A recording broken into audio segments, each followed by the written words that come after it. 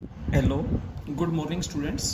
बेटा 12th class में अपने पास चैप्टर 11th रनिंग में है डिफरेंशियल इक्वेशंस। सबसे पहले आपको डिफरेंशियल इक्वेशंस की डेफिनेशन बताई गई। इसके बाद 11.1 की एक्सरसाइज में जो आपके पास टॉपिक आया था वो था एक डिफरेंशियल इक्वेशन की ऑर्डर, डिग्री, लीनियर और नॉन लीनियर के बारे में पता करना। उसमें आपसे ये कहा गया था कि सबसे पहले एक विशेष नोट बेटा आपसे बताया गया था, derivative should be free from radicals and fractions, कि डेरिवेटिव रेडिकल से और फ्रैक्शन से फ्री होना चाहिए। इसके बाद बेटा हाईएस्ट ऑर्डर का जो डेरिवेटिव तो ऑर्डर हो जाएगा, डिग्री हाईएस्ट ऑर्डर के डेरिवेटिव की जो पावर होगी दैट इज कॉल्ड डिग्री।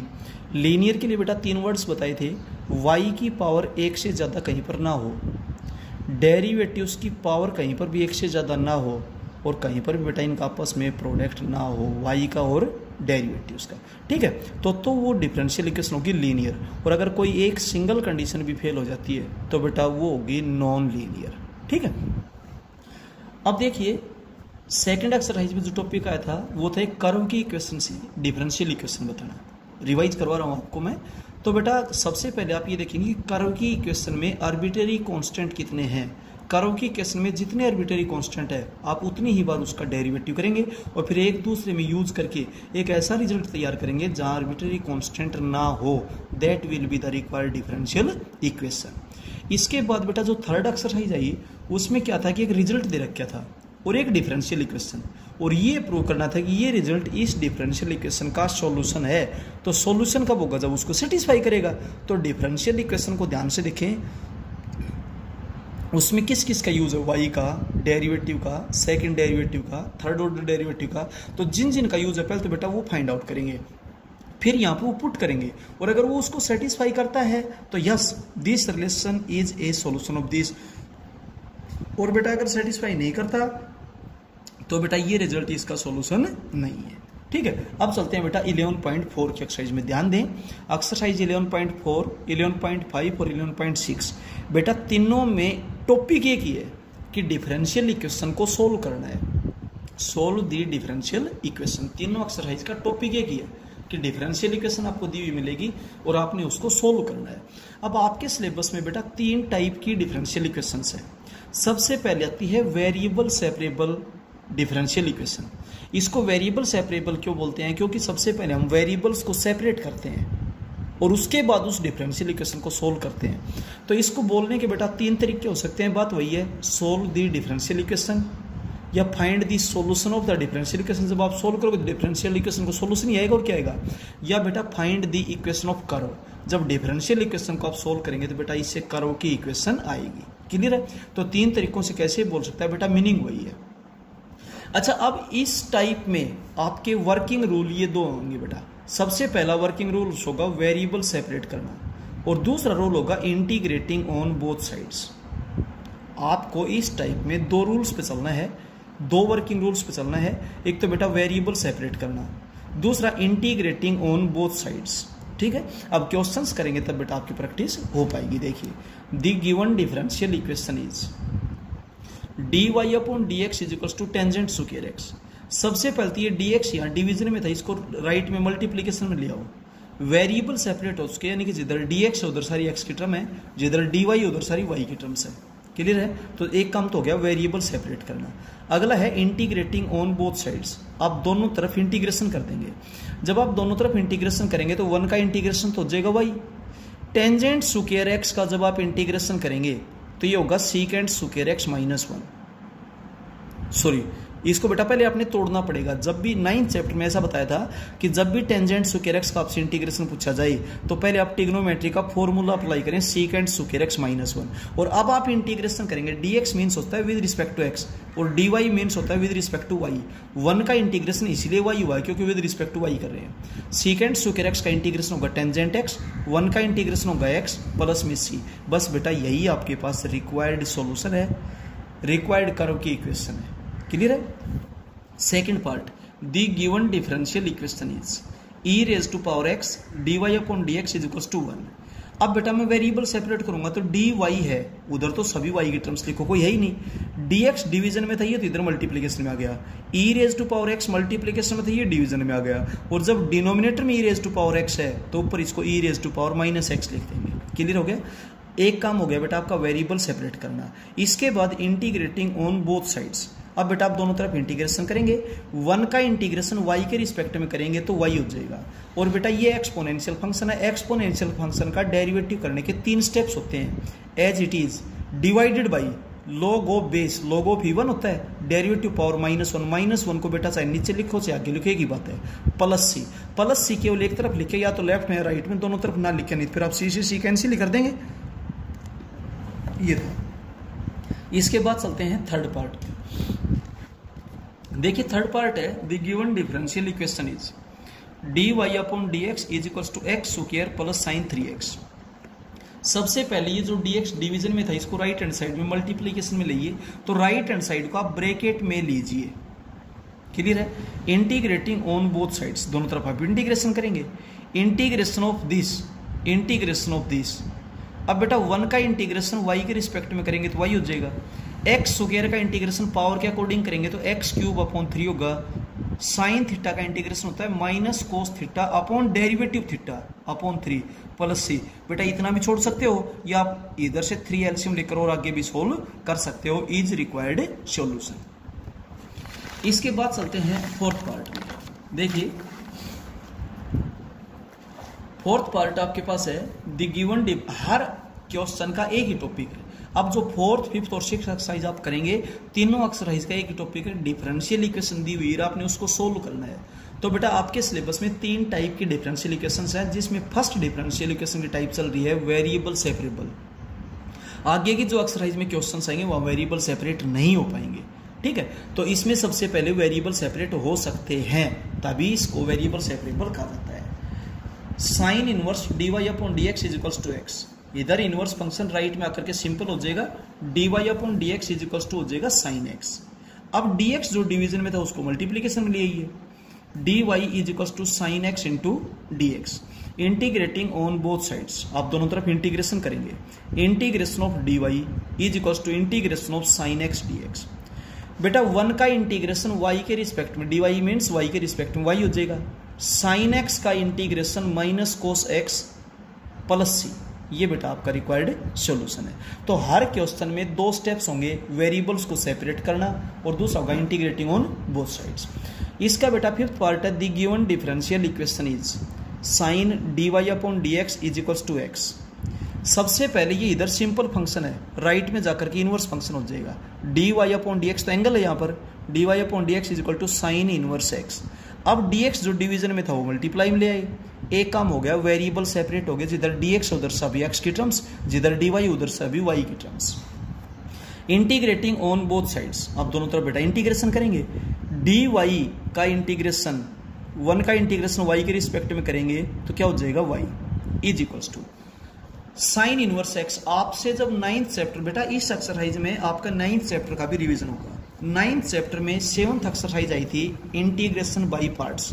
वहां पर एक बात बताई गई थी कि जब इनवर्स ट्रिग्नोमेट्रिक फंक्शन या लॉगरिथमिक फंक्शन हो और उसका आपसे इंटीग्रेशन पूछा जाए तो उसके डिफरेंशिएशन के तो डायरेक्ट फॉर्मूले होते हैं, बट इंटीग्रेशन के डायरेक्ट फॉर्मूले नहीं होते। अगर आपको इंटीग्रेशन करना पड़े इनवर्स ट्रिग्नोमेट्रिक फंक्शन का तो इनटू में 1 लें और इंटीग्रेशन बाय पार्ट करें। इस टाइप को याद रखें। First as it is integration of second minus integration of derivative first, sine inverse x का डेरिवेटिव होगा 1 upon root of 1 minus x square, और इंटीग्रेशन ऑफ सेकंड होता है एक्स और डीएक्स। ये एज इट इज। अब देखो ये टाइप बन गई बेटा, ऊपर एक्स की 1 पावर है, नीचे एक्स की 2 पावर है, लीनियर अपॉन क्वाड्रेटिक। और जब भी लीनियर अपॉन क्वाड्रेटिक ये टाइप आती है तो जो लीनियर फंक्शन है ना, इसको क्वाड्रेटिक का डेरिवेटिव बना दें तो भाई इस फंक्शन का जो डेरिवेटिव होगा वो होगा -2x। तो आप इसको -2 से मल्टीप्लाई और -2 से डिवाइड करेंगे, बाहर प्लस हो जाएगी, ठीक है। अब देखिए जो ये फंक्शन है इसका डेरिवेटिव है। आपने 9th चैप्टर में एक एक्सरसाइज की थी सब्स्टिट्यूट करना, पुट करना।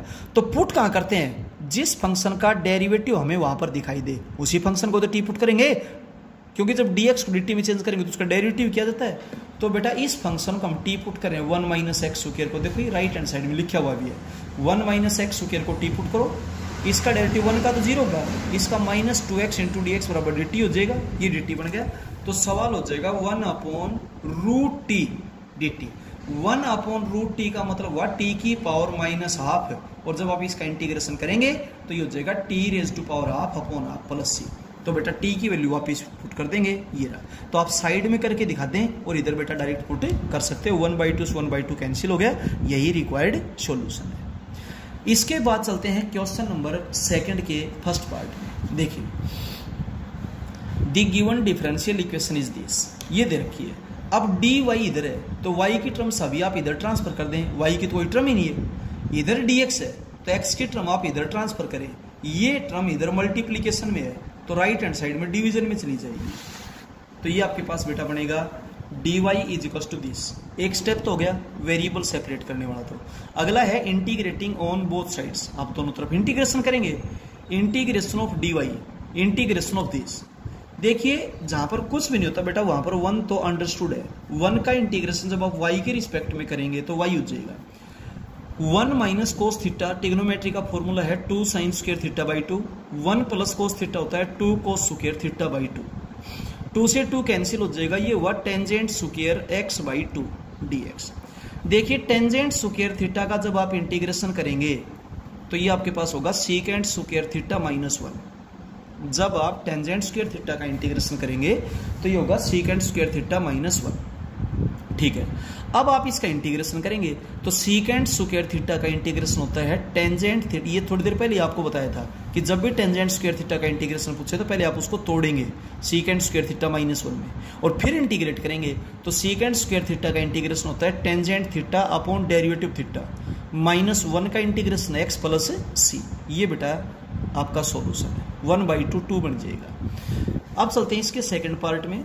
e raise to power x plus e raise to power minus x into d y upon d x is equal to this. सबसे पहले ये जो dx इधर डिवीजन में था इसको मल्टीप्लीकेशन में लाएंगे, फिर इधर dy है तो y की टर्म्स, y की तो कोई टर्म ही नहीं है, ये टर्म्स केवल x की है, इधर मल्टीप्लीकेशन में राइट में उसको डिवीजन में लीजिए। ठीक है, अब आप ध्यान दें वेरिएबल सेपरेट हो चुके, integrating on both sides. Integration of this, integration of this, इसका इंटीग्रेशन तो वही हो जाएगा।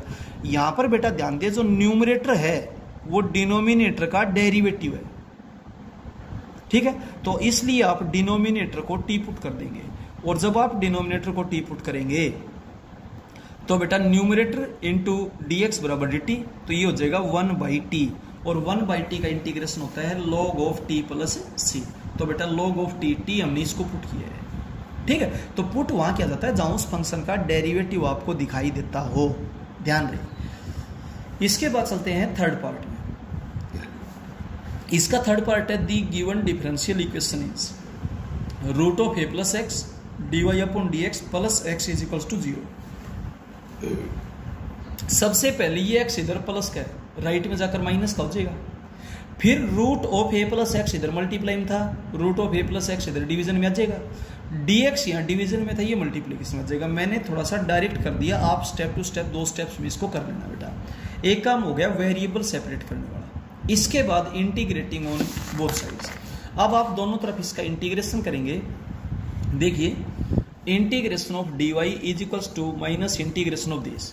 यहां पर तो 1 का इंटीग्रेशन आप y के रिस्पेक्ट में जब करेंगे तो रिजल्ट आपका बेटा क्या हो जाएगा, y हो जाएगा। ठीक है, और यहां पर ध्यान दे ऊपर भी x की एक पावर है, नीचे भी x की एक पावर है, तो ये टाइप है लीनियर अपॉन लीनियर की पावर है। तो जब भी ये टाइप हो, ऊपर भी लीनियर नीचे भी लीनियर, तो ऊपर जो लीनियर फंक्शन है उसको डिनोमिनेटर जैसा बनाइए। इसको जब आप डिनोमिनेटर जैसा बनाएंगे तो a ऐड कर दिया और ये सेपरेट कर दिया, x तो था ही।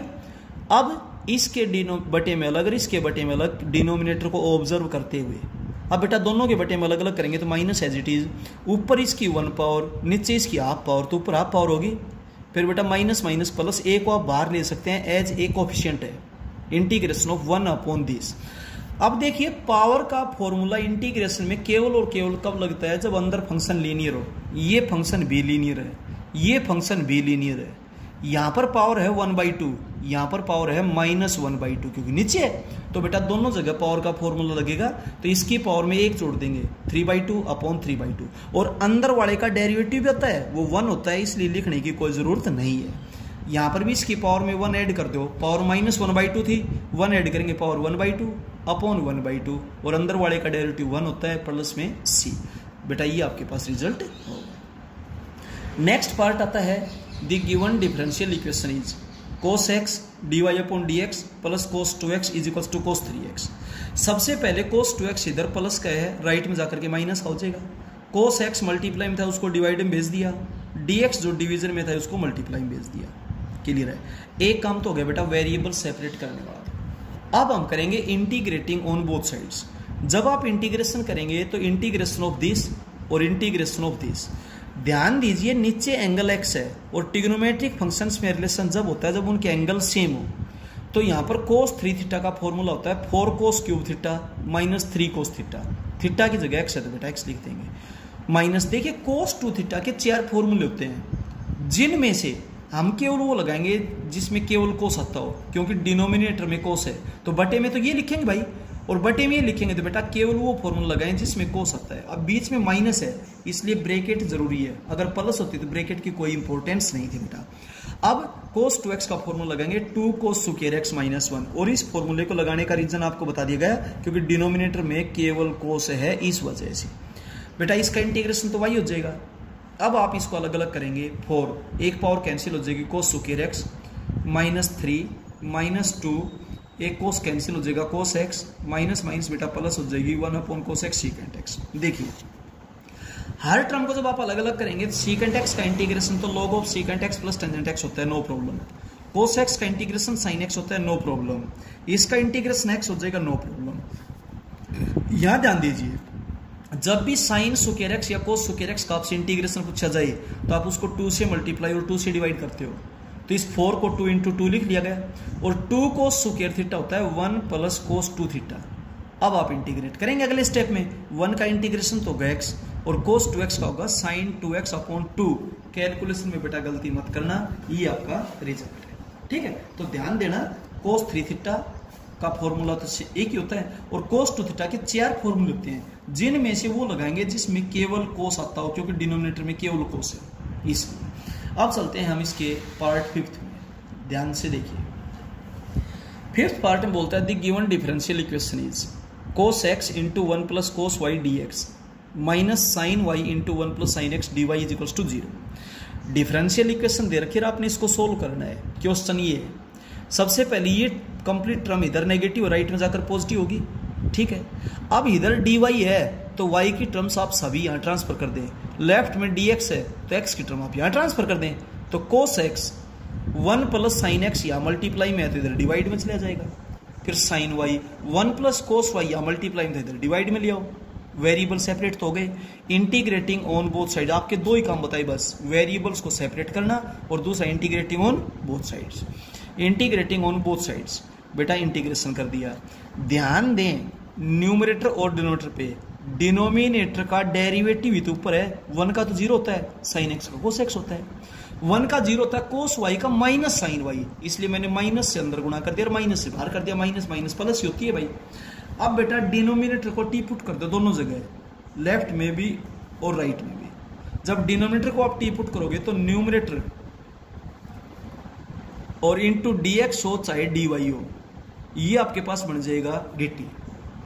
और अब सवाल बेटा यहाँ भी 1/t हो गया और यहाँ भी 1/t, और 1/t का integration log of t plus c होता है, तो लेफ्ट में भी log ऑफ t हो गया और यहाँ भी बेटा log ऑफ t हो गया, प्लस में c को c भी लिख सकते हो और log ऑफ c भी लिख सकते हो, कोई प्रॉब्लम नहीं। हर टर्म log में थी इसलिए हमने c को log ऑफ c लिख दिया। अब ये टर्म इधर नेगेटिव है, लेफ्ट में जाकर पॉजिटिव हो जाएगी। अब एक बेटा log की प्रॉपर्टी लगाइए, log of a plus log of b होता है log of a into b, ये log of c as it is. अब दोनों तरफ log से log कैंसिल कर देंगे बेटा, this is equal to this, यही आपके पास बेटा रिजल्ट है, ठीक है। तो कैलकुलेशन में कोई दिक्कत नहीं आएगी, बस आप पैटर्न को ध्यान रखें कि एक तो वेरिएबल्स को सेपरेट करना, दूसरा integrating both sides with respect to x या विद रिस्पेक्ट टू y। इसके बाद चलते हैं 6th पार्ट में, ध्यान दें 6th पार्ट है the given differential equation is dy upon dx minus x sine square x is equal to 1 upon x log x। सबसे पहले ये टर्म इधर नेगेटिव है, राइट में जाकर पॉजिटिव होगी, ठीक है। ये dx जो डिवीजन में थे dx मल्टीप्लिकेशन में आ गया, तो एक स्टेप तो हो गया इन वेरिएबल सेपरेट करने वाला। तो इसके बाद इंटीग्रेटिंग ऑन बोथ साइड्स, आप दोनों तरफ इंटीग्रेशन करेंगे। जब आप दोनों तरफ इंटीग्रेशन करेंगे तो इंटीग्रेशन ऑफ दिस और इंटीग्रेशन इसको बेटा मैं अलग अलग कर देता हूँ, ठीक है, यहां पर ध्यान दें log ऑफ x का डेरिवेटिव 1/x होता है, तो आप log ऑफ x को t पुट कर दो, 1/x इंटू डी एक्स बराबर dt हो जाएगा। तो इसको आपने t पुट किया था, ये dt बन गया, सवाल बन गया 1/t, जिसको t पुट किया तो नीचे तो है 1/t का इंटीग्रेशन होता है log ऑफ t, तो log ऑफ t आपने किसको पुट किया था, log x को, प्लस 1/2। यहां एक बात ध्यान दे, x into sine square x, integration by part तो होगा, लेकिन इंटीग्रेशन बाई पार्ट से पहले समाधान वही होगा जो होना चाहिए इंटीग्रेशन में। साइन स्क्वायर x है, साइन स्क्वायर x का समाधान आप कैसे करते हो, 2 से मल्टीप्लाई 2 से डिवाइड करते हुए करते हैं। 1/2x 2 साइन स्क्वायर x तो 1 माइनस कोस 2x, और 2 कोस स्क्वायर x तो 1 प्लस कोस 2x। अब आप इनको अलग अलग करेंगे तो ये पोर्शन, तो बेटा इंटीग्रेशन में टाइप का विशेष ध्यान रखिए आप, टाइप ध्यान रहनी चाहिए आपको। ये तो हो गया एज इट इज, ये हो जाएगा integration of x minus 1/2 integration of x into cos 2x। अब बिल्कुल सिंपल हो गया, जहां स्क्वायर था वहां सिंपल कोस हो गया, और सिंपल साइन और कोस के इंटीग्रेशन के फॉर्मूले हम जानते हैं। ये तो बेटा as it is 1/2 as coefficient है, x का इंटीग्रेशन x²/2 माइनस 1/2 के बाद ब्रैकेट लगा दें, ये फर्स्ट और ये सेकंड किस वर्ड के मुताबिक, आइलेट वर्ड के मुताबिक। आइलेट जो वर्ड होता है ना उसके मुताबिक, आई का मतलब होता है बेटा इनवर्स फंक्शन, एल का मतलब लॉगरिथमिक फंक्शन, ए का मतलब एल्जेब्रिक फंक्शन, टी का मतलब ट्रिग्नोमेट्रिक फंक्शन, ई का मतलब एक्सपोनेंशियल फंक्शन। तो जिसका रैंक पहले आता है उसको फर्स्ट मान लेंगे, जिसका रैंक बाद में आता है उसको सेकंड मान लेंगे। इसके मुताबिक आप जब इंटीग्रेशन करेंगे तो first as it is integration of second minus integration of derivative first 1 होता है, लेकिन कोई जरूरत नहीं, integration of second sign 2x/2।